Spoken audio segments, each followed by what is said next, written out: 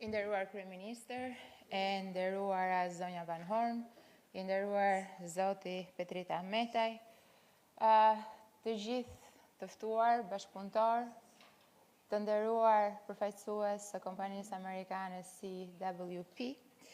Sot është një kënaqësi e madhe të jemi këtu sot për të prezantuar një projekt i cili mëshiron vizionin e qeverisë shqiptare për sa i përket zhvillimeve energjetike. Një projekt që lidhet me energjinë, por mbi të gjitha dëshmon qartë strategjinë tonë afatgjatë për zhvillimin e qëndrueshëm dhe përgjegjësinë ndaj brezave që do të vinë në vendin tonë. Parku eolik i Tropojës nuk është thjesht një investim energjetik. Ai është një simbol i transformimit që po përjeton Shqipëria, një transformim drejt një ekonomie të qëndrueshme, më të fortë dhe më të hapur ndaj inovacionet. Ky projekt dëshmon se sektori energjetik shqiptar po hyn në një fazë të re, ku investimet private dhe investimet e huaja direkte po shndrohen në motor të rritjes fal partneriteteve serioze dhe vizioneve afatgjata. Shqipëria po kalon nga varësia pothuajse e plot nga hidrocentrale deri para pak vitesh në një model modern të balancuar energjetik, ku diversifikimi i burimeve nuk është më një zgjidhje, por është domosdoshmëri strategjike. Ky tranzicion nuk është vetëm një ide apo premtim. Është një realitet që po merr formë çdo ditë. I matshëm me shifra konkrete, i matshëm me megavator që ndryshojnë hartën energjetike të vendit.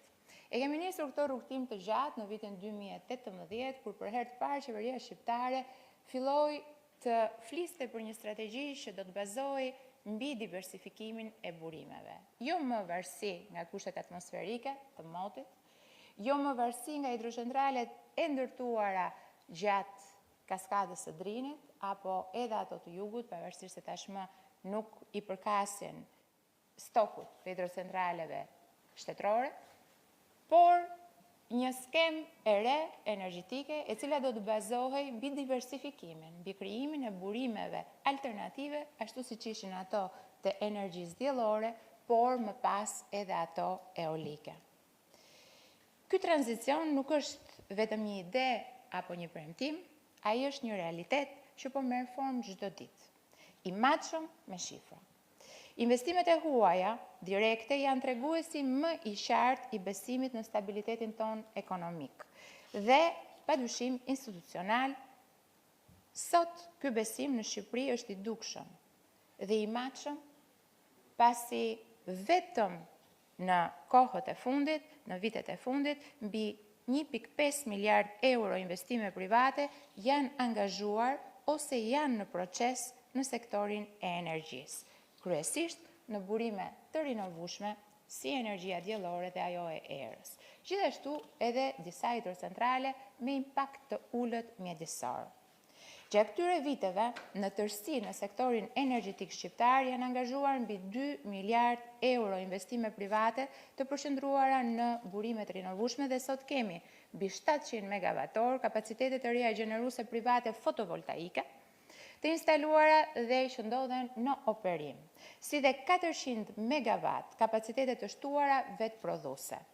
Kemi gjithashtu një portofol projektesh që në vitet e ardhshme pritet të çojë kapacitetet e reja prodhuese të rinovueshme të vendit më tej se 1500 megavator me teknologji fotovoltaike dhe eolike.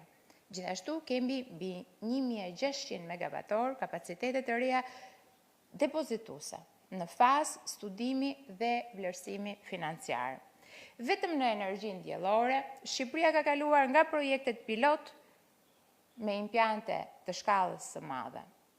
Parku fotovoltaik i Karavastas, një nga parqet më të mëdha në rajon, i cili tashmë prodhon 140 megavator kapacitet të instaluar, është sot një nga projektet që e bën Shqipërinë krenare dhe e kthen në një model për t'u ndjekur në të gjithë rajonin. Në energjinë e erës, për herë të parë në historinë tonë energjetike, Shqipëria po hyn në fazën e realizimit të projekteve konkrete, nëpërmjet projektit të kompanisë amerikane CWP me kapacitet të pritshëm për t'u instaluar 600 megavator. Kjo nuk është një rastësi, nuk është një rezultat i një politike të pastudiuar, vjen në bazë të një strategjie dhe për të thënë të drejtën kur vjen tek parqet eolike, dua ta them këtu dhe dua të përgëzoj CWP-n për të gjithë intensitetin me cilin ka punuar, për bashkëpunimin që ka pasur me Ministrinë e Infrastrukturës dhe të Energjisë dhe padyshim edhe për vështirësitë që ka hasur gjatë punës, pasi duhet të thënë që parqet eolike kanë një vështirësi më të madhe gjatë studimit dhe padyshim gjatë ndërtimit të tyre. Qoftë kjo për shkak të zonave, korridoret e erës në Shqipëri ndodhen mbi lartësinë 120 metra, pra flasim për zona kryesisht kodrinore dhe mbalore, por nga ana tjetër duhet pasur parasysh që për të ndërtuar një projekt të tillë ka nevojë për një kohë ngjizje që quhet koha e studimit 4 stinore ose ndryshe 12 muaj. Pra janë projekte të cilat kërkojnë një kohë të gjatë implementimi, studimi, por nga ana tjetër, sigurisht, pasi ato ndërtohen ashtu siç duhet dhe me gjithë studimet e duhura, kanë impakt të jashtëzakonshëm në energjinë dhe si rrjedhojnë në ekonominë e një vendi. I gjithë ky diversifikim na bën më të qëndrueshëm ndaj ndryshimeve klimaterike, që për të thënë të drejtën kohët e fundit kanë qenë dhe të prekshme. Unë këtë takim sot, këtë event sot, shpresoj që të jetë një augur i mirë edhe me diellin që ka dalë, pas një 10 ditëshi shumë sfidues në të gjithë Republikën e Shqipërisë, që sigurisht ka të bëjë me rreshtet e shiut, ka të bëjë me prodhimet e hidrocentraleve që ne kemi në të gjithë vendin, por mbi të gjitha ka të bëjë me ndryshimet klimaterike, pasi ka prekur të gjithë rajonin. Projekte që po zhvillohen nga kompania CWP është shembulli i qartë i qasjes që qeveria shqiptare ka ndaj energjisë të rinovueshme dhe ekonomisë qëndrueshme. CWP është një kompani lider në energjinë e rinovueshme në Europën juglindore dhe angazhimi i saj në Shqipëri do të sjellë veç tjerash edhe përvojë të pasur dhe eksperiencë globale të projekteve të këtij lloji dhe të kësaj shkalle. Me afro 6 gigawatt kapacitete energjetike të zhvilluara ndërkombëtarisht dhe një portofol projektesh në zhvillim me një kapacitet të kombinuar prej 7 gigawattorësh në të gjithë Europën juglindore, CWP prezantohet si një garanci e fortë për një histori të re suksesi me parkun eolik të Tropojës. Këto investime private kanë një impakt të drejtë për drejtë në sektorin energjetik shqiptar, duke kontribuar në rritjen e prodhimit vendas të energjisë, ulin varësinë nga importet, veçanërisht në vitet e thata, përmirësojnë sigurinë energjetike të vendit dhe në të njëjtën kohë këto investime private nuk janë thjesht projekte energjetike. Janë investime që krijojnë vende pune, investime që sjellin teknologji dhe padyshim transferojnë know-how, investime që rrisin të ardhurat dhe fuqizojnë ekonominë lokale. Nëse do ta shikonim këtë si një komponent të zhvillimit të sektorit, Shqipëria sot po investon qëndësishëm në linjat e transmetimit. Linjat e transmetimit të Republikës Shqipërisë tashmë lidhen me të gjithë fqinjët tanë, duke shpresuar shumë që tashmë që Shqipëria pothuajse e ka përfunduar të gjithë linjën që shkon në drejtim të Maqedonisë Veriut dhe shpresojmë shumë që të njëjtën gjë të bëjë edhe shteti Ymbëshinj dhe ta sjellë sa më parë linjën në kontakt duke krijuar kështu pra vijimësinë e korridorit të 8. Shqipëria është një nga vendet më mirë të lidhura në sistemin e transmetimit që i jep kështu një garanci investitorëve të huaj se duke ndërtuar parqet e tyre eolike apo fotovoltaike në Shqipëri, ata e kanë të garantuar tregun e lirë jo vetëm Ballkanas, por edhe atë europian. Sektori energjetik është gjithashtu një motor i qartë në ecurinë drejt integrimit të vendit, si një nga sektorët më të vlerësuar nga organizmat e partnerët ndërkombëtar, duke klasifikuar Shqipërinë si të parë në nivel botror për qëndrueshmërinë energjetike, si dhe një nga sektorët me ecurinë më pozitive të vlerësuar në raportin e progresit të Komisionit Europian të vitit 2026. Dua të them qartë se qeveria shqiptare është e vendosur të vazhdojë mbështetjen për investime private në kapacitete të reja gjeneruese, veçanërisht ato që janë të qëndrueshme, të përgjegjshme ndaj mjedisit dhe ndaj komuniteteve dhe të integruara me tregjet rajonale dhe europiane.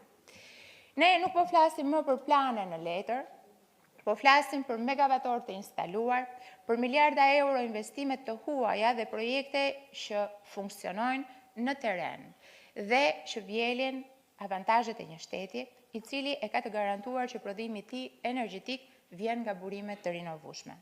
Përjedhoj edhe taksa e karbonit, që produktet energjetike me origjinë shqiptare e përllogaritur nga Komisioni Evropian është 0. Kjo sepse Shqipëria ka investuar në mënyrë të zgjuar dhe me politikat të qarta që garantojnë integrimin e tregut energjetik në atë evropian, të një sektori që ka garanci se do të zhvillohet në mënyrë të qëndrueshme. Të dhënat e sistemit energjetik sot në të gjithë segmentet e tij tregojnë ecuri pozitive dhe rezultate konkrete të politikave sektoriale. Humbjet në rrjetin e shpërndarjes, krahasuar me vitin 2013 kur ishin mbi 45%, kemi mbyllur vitin 2025 me 16,9%. Niveli i arktimeve në furnizim është 100%, krahasuar me vitin 2013 kur ishte 90%. Kapacitetet gjeneruese janë shtuar me 1500 megavator, krahasuar me vitin 2013. Prodhimi i energjisë në vend vijon rritjen e përvitshme, duke siguruar gjithnjë e më shumë mbulim të konsumit vendas, i cili është rritur në mënyrë ekspansionale, jo vetëm për shkak të industrive të cilat vazhdojnë të përdorin Republikën e Shqipërisë energjinë elektrike, por edhe të njësive të reja të banimit që tashmë ngrohjen e kanë me sisteme teknologjike të modernizuara. Ndërprerjet e energjisë elektrike janë në minimumin historik të tyre, zakonisht avarit duan vetëm disa minuta për të rikuperuar. Përgjithësimi teknologjik i rrjetit të shpërndarjes vazhdon rregullisht në zonat qendrore dhe ato rurale. Rehabilitimi i plot i heceve në kaskadën e Drinit, pra hecit Koman dhe hecit të Fjerëzës dhe të Baut të Dejës, vazhdojmë me të gjithë negociatat për sa i përket lidhjes kontratave financiare me partneritetet e huaja. Investimet në transmetim synojnë ngritjen e një rrjeti jo vetëm toksor, ashtu siç e kemi deri më sot, por edhe një rrjeti në New York për të na lidhur direkt me Europën përmes Italisë, dhe studimi i teknologjive të reja, padyshim, dhe pompat hidrike, ato që ne i quajmë pumping system, të cilat parashikohen edhe për kaskadën e Drinit, por edhe në zonën e Moglicës, pra dhe nga Shtatkrafti, një kompani tjetër ekselence që operon në Republikën e Shqipërisë, do të rrisin kapacitetet tona produse me 1600 megavator të tjera. Dhe çka është më e rëndësishme, është parafrimi ligjor i ligjit të sektorit, i cili është pjesë e kapitullit 15 të negociatave për antarësimin në Bashkimin Evropian. Ne nuk po ndërtojmë thjesht projekte për të sotmen, ne po ndërtojmë themelet e një sistemi energjetik që do t'ju shërbej dekadave që do të vinë, do t'ju shërbej brezave që do të vinë, një sistem që vendos në qendër qëndrueshmërinë, furnizon ekonominë dhe na afron çdo ditë e më shumë me objektivat tonë evropian. Në mbyllje dua të shpreh mirënjohjen time të veçantë për kompaninë CWP, për besimin e treguar dhe kontributin e saj konkret në ekonominë shqiptare, për durimin dhe punën e përbashkët që kemi bërë gjatë këtyre 2 viteve, dhe dua t'i garantoj se Ministria e Infrastrukturës dhe Energjisë padyshim do të jetë në krahun tuaj ashtu siç ka bërë në këtë rrugtim të gjatë, tani me marrjen e autorizimit për nisjen e fazës konkrete të ndërtimit të parkut eolik të Tropojës prej 600 megavator prodhim. Një falënderim i sinqert gjithashtu shkon për të gjithë partnerët tanë ndërkombëtar që kanë mbështetur reformimin e sektorit energjetik, veçanërisht për Shtetet e Bashkuara të Amerikës për angazhimin dhe nxitjen e vazhdueshme të investimeve amerikane në energji, si dhe për të gjithë suportin e posaçëm për këtë projekt për cilin jemi mbledhur këtu sot. Projekte si parku eolik i Tropojës janë dëshmia më e qartë se Shqipëria nuk ndodhet më në fazën e premtimeve, por në fazën e rezultateve konkrete. Rezultate mbi të cilat mund të mbështetet me besim çdo investitor i huaj në vendin tonë. Shqipëria është një vend i hapur për investime serioze dhe partneritete strategjike. Shqipëria është një partner i besueshëm dhe Shqipëria po ecën me hapa të sigurt drejt një të ardhme energjetike të qëndrueshme, të fortë dhe europiane. Do të ftoja këtu tani presidentin e CWP-s për Europën, për t'i dhënë autorizimin, certifikatën dhe për t'i lënë edhe rastin për të folur për këtë projekt që për shqiptarët ka një domethënie. Faleminderit.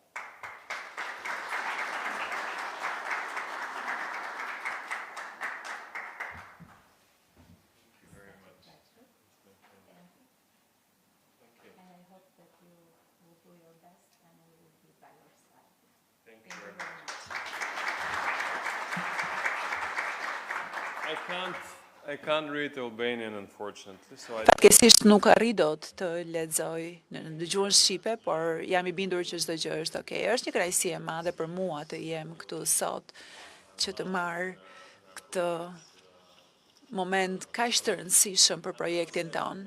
Do të them dy fjalë, vetëm shumë pak fjalë, nuk do të zgjatem shumë. E para, do të doja shumë të falenderoja zotin kryeministër, zotin Rama dhe zonjën Balluku për mbështetjen e tyre, për vizionin e tyre, për ta nxitur përpara këtë projekt kaq të rëndësishëm për politikat energjetike të Shqipërisë në mënyrë që ato të shkojnë në drejtimin e duhur. Nuk është as pak e thjeshtë të zhvillohesh, të krijosh zhvillime të reja në një ambient energjetik kaq kompleks. Dhe kjo kërkon një bashkëpunim shumë të ngushtë me sektorit privat dhe sektorit publik, dhe neve kemi parë këtë gjë së bashku me dëshirën e mirë dhe me vizionin për ta bërë këtë gjë të realitet.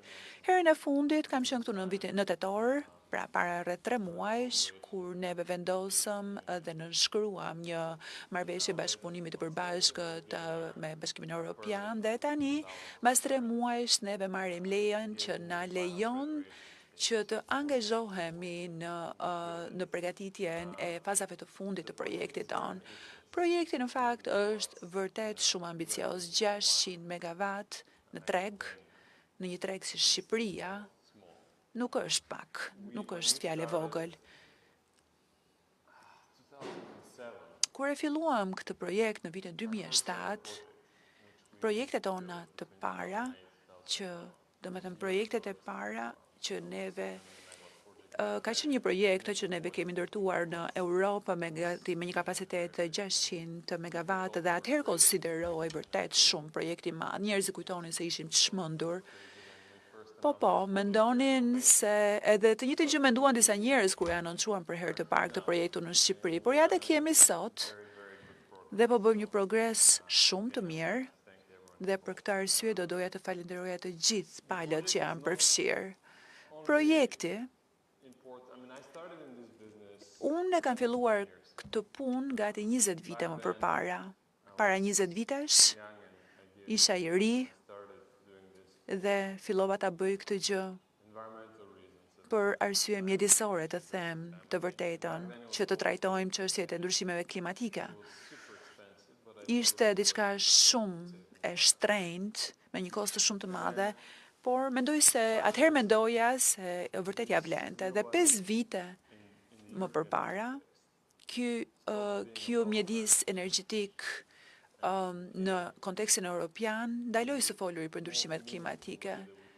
Dhe neve duhet të gjenim një mënyrë shumë të domethënëse për të shkuar drejt pavarësisë energjetike. Dhe tani, 5 vite më vonë, kemi një arsye më shumë që të shkojmë drejt pavarësisë energjike. Janë ndërtuar qendrat e të dhënave, inteligjenca artificiale, dhe po bëhet shumë e qartë që pengesa e ardhshme nuk do të jetë më vetë të dhënat e qendrat e të dhënave, por energjia që do të furnizojë këto qendrat e të dhënave.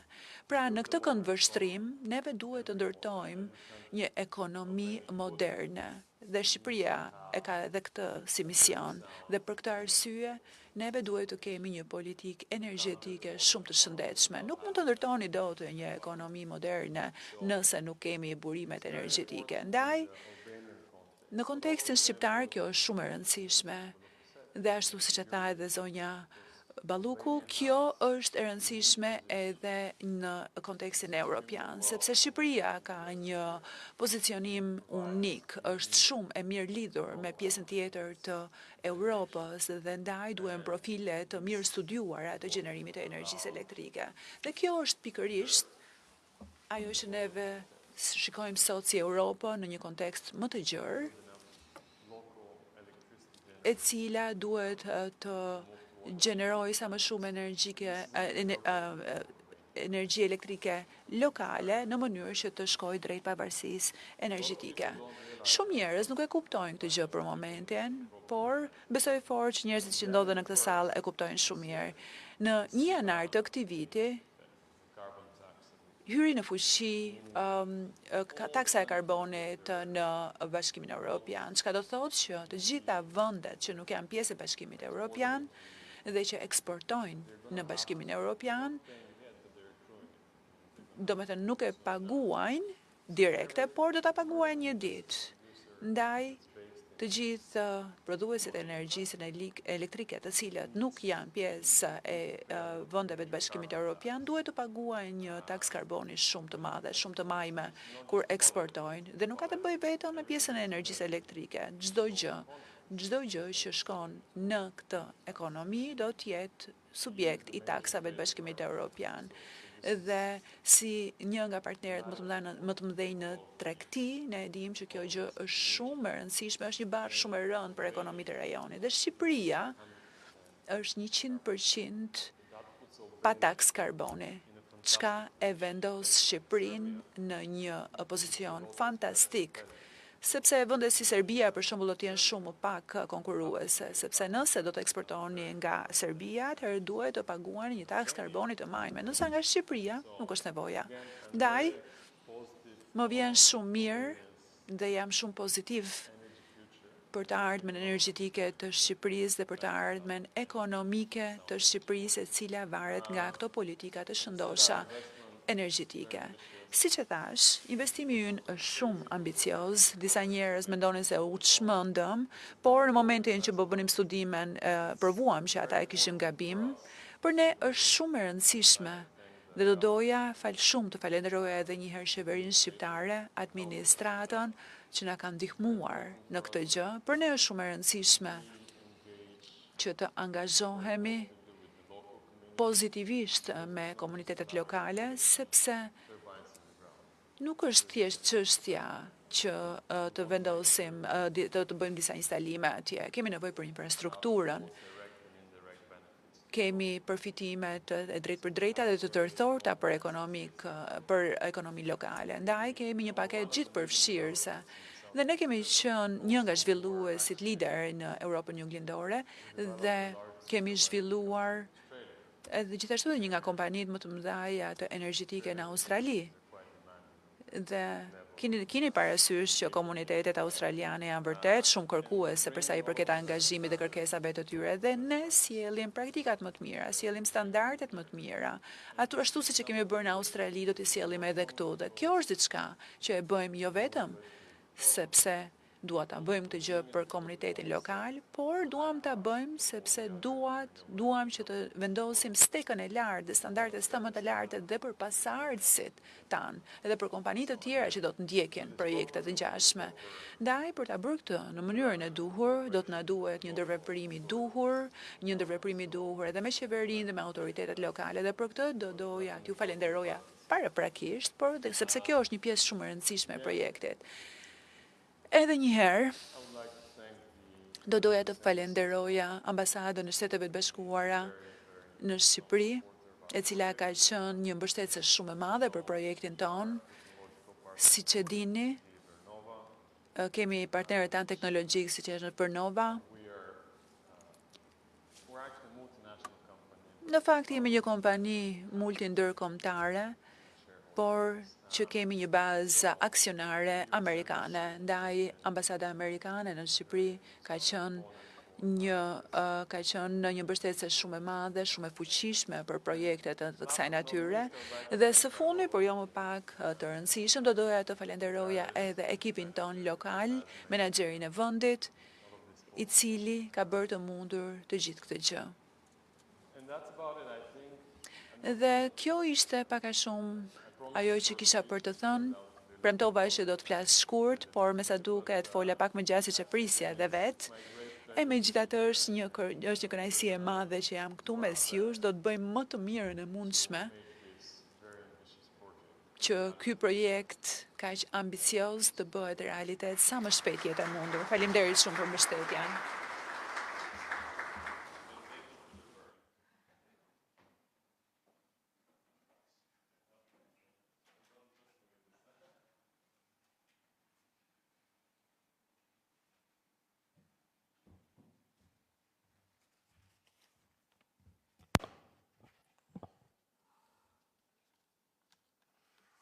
Përshëndetje gjithëve.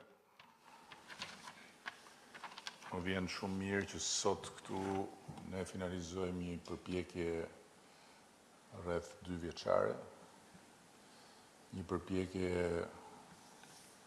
e përbashkët me kompaninë e mirënjohur për të gjithë procesin para përgatitor që faktikisht është më i shkurtër se procesi i ndërtimit.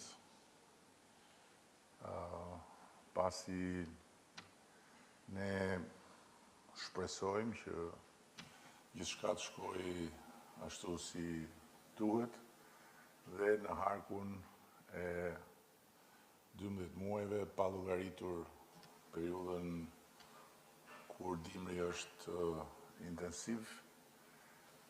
Ky park i madh i energjisë së erës në Tropoj të hyjë në rrjetin e prodhuesve të energjisë rinovueshme në vendin tonë. Duke pasur parasysh eksperiencën e kompanisë, duke pasur parasysh rrugtimin e suksesshëm të kompanisë që siç e patë edhe në hartën e pranisë së saj në Europë ka marshuar në disa vende përpara se të mrinte në Shqipëri, unë kam shumë besim që jo vetëm do të përfitojmë një burim të ri dhe të fuqishëm energjie të rinovueshme, por do të përfitojmë edhe dije të reja dhe do të përfitojmë edhe një vlerë të shtuar në kulturën e punës dhe të veprimit në një sektor kaq strategjik sa sektori energjetik. Në ndërkohë që edhe ky investim shkon në atë drejtim strategjik dhe në rrugën e përmbushjes së atij objektivi të madh strategjik për ta bërë Shqipërinë një vend sovran në prodhimin e energjisë. Ne kemi pasur për një periudhë gjatë një varësi të plotë nga uji, pra nga shiu, dhe në ndërkohë kemi trashëguar një sistem me aq shumë të çara sa që kur na ka munguar shiu, na është dashur të dalim në tregun ndërkombëtar dhe të blejmë sasira të mëdha me çmime të kripura, ndërkohë që kur shiu ka ardhur me shumicë, kemi parë që shumë nga kjo vlerë potenciale, që është uji, të derdhet edhe jo vetëm të mos kthehet në energji, po të shkaktojë edhe dëme në një herë të jashtëzakonshme. Koha kur Shqipëria duhet dalë në treg për të blerë energji, po shkon drejt fundit dhe ne do të jemi në kategorinë e atyre jo shumë vendeve që gëzojnë pavarësitë plot kur vjen puna tek prodhimi i kësaj lëndë vitale për organizmin e një shteti. Dhe kjo si rezultat i investimeve të bëra gjatë gjithë këtyre viteve, po jo thjesht i investimeve, por i një vizioni, i një programi dhe i një përpjekje të përditshme në drejtim e dur nga ana e Ministrisë së infrastrukturës dhe të energjisë dhe të gjitha ekipeve. Sot, ato që dje ishin në plan në organizmin e shtetit shqiptar, ndërmarrjet e sektorit elektroenergjetik, janë pararoj në administrim dhe në mirë funksionimin e tyre. Sot ne kemi një portofol që ka nisur të diversifikohet, pra të balancohet, ku uji sigurisht do të mbetet burimi kryesor i prodhimit, por ku energjia e diellit dhe erës kanë filluar të zënë vendin e tyre, vend që deri në fund të kësaj dekade, pra në Shqipërinë 2030, do të jetë 30%.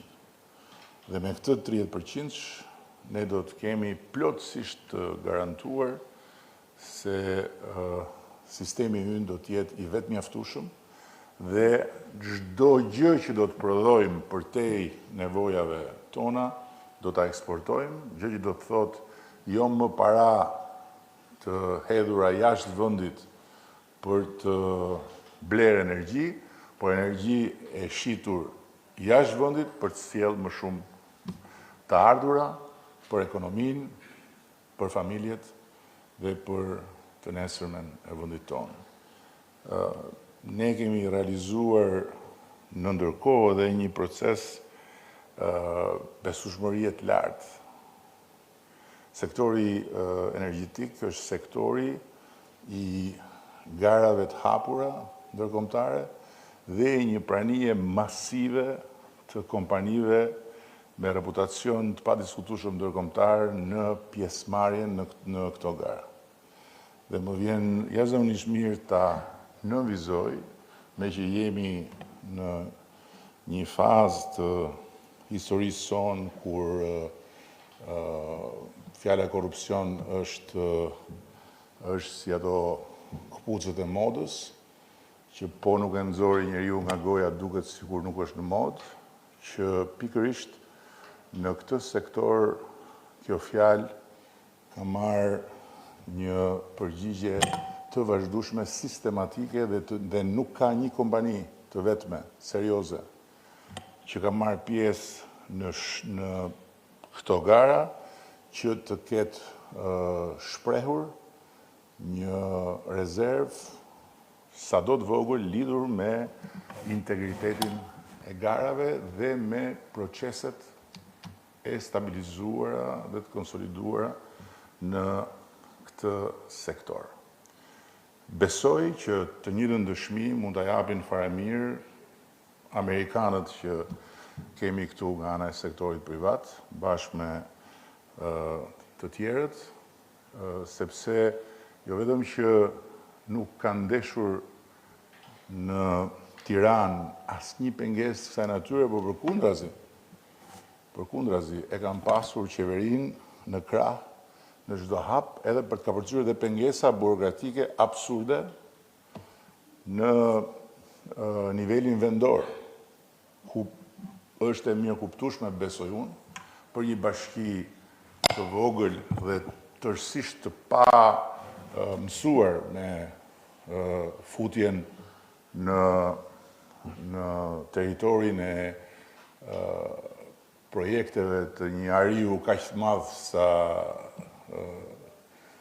CWP-a, që të kishte edhe ndrojtje, ngurim, rezerva etj. Por Sot jemi këtu, i kemi ka përcyer. Pengesat dhe ajo që është më e rëndësishme në ndërkohë, kompania ka pasur garancinë e plot nga ana jonë që ky proces do të shkonte deri në fund dhe nuk ka humbur kohë, po është përgatitur me gjithë projektet e zbatimit etj.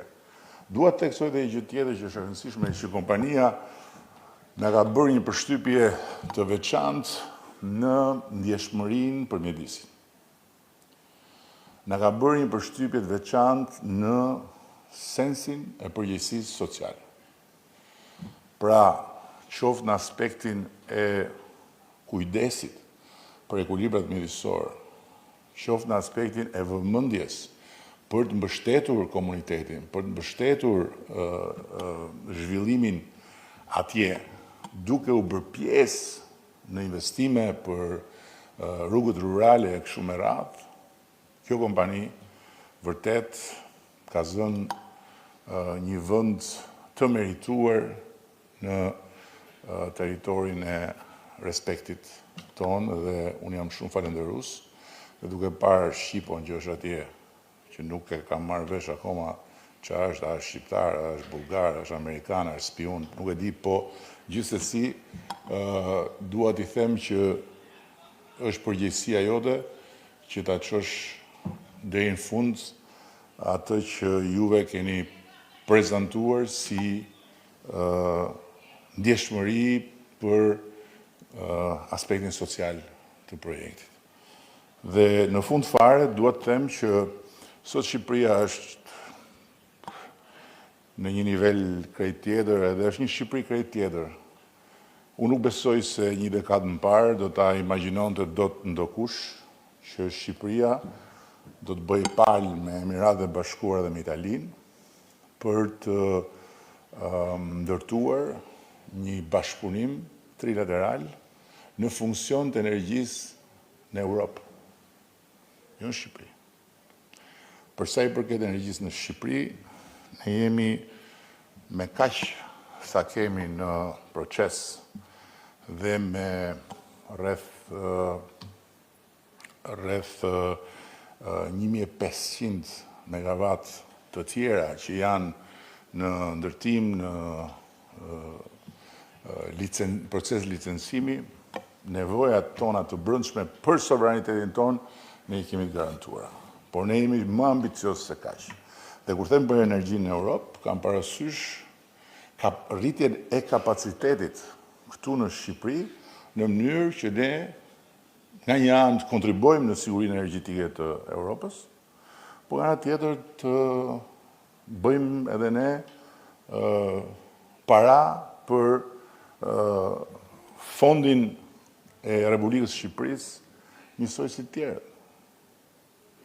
Dhe jo thjesht mbledhje më e mirë e taksave dhe shpenzim i taksave për të blerë energji jashtë, siç u bë për shumë e shumë vite me radhë. Dhe falë kësaj trilaterale, ne do të kemi edhe një avantazh tjetër, shumë të madh.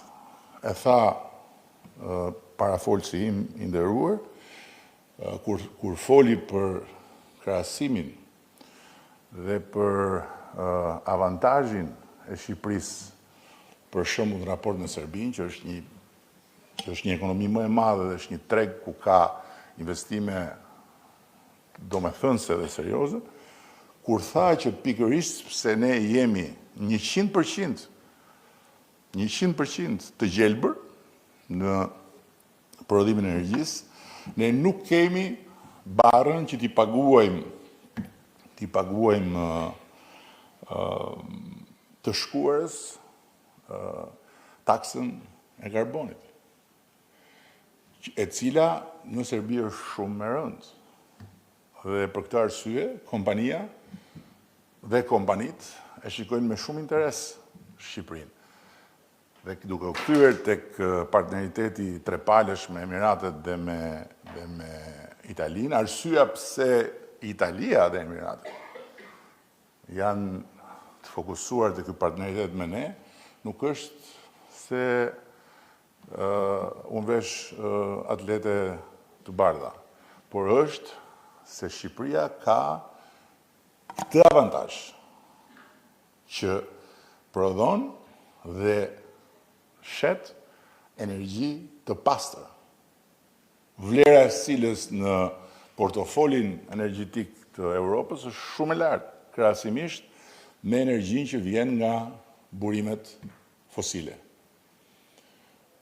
Ju falenderoj shumë për punën që keni bërë, edhe pa diskutim që ne do të jemi në mbështetjen tuaj deri në fund, dhe shpresoj shumë që të mbani fjalën për afatet, edhe për interesin tuaj, edhe për tonin, dhe ndërkohë një korrigjim vogël do t'i bëja shefit madh, kur tha që Shqipëria është treg i vogël.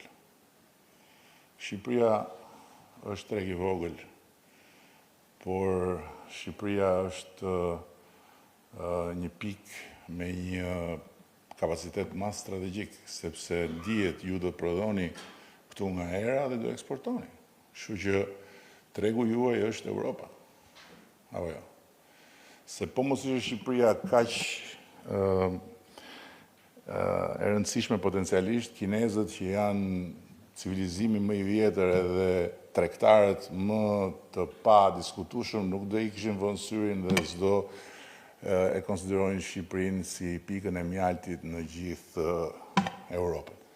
Apo jo. Kështu që duke u bazuar tek mençuria miraveçare e Kinës, edhe duke u bazuar tek eksperienca dhe uria përfitime Amerikës, ne jemi fiks vendi i dur, në kohën e dur për ju edhe për të gjithë të tjerët që duhet të vinë këtu në këtë treg të vogël për të kapur tregun e madh që është jashtë kufive të këtij vendi të vogël. Shumë faleminderit.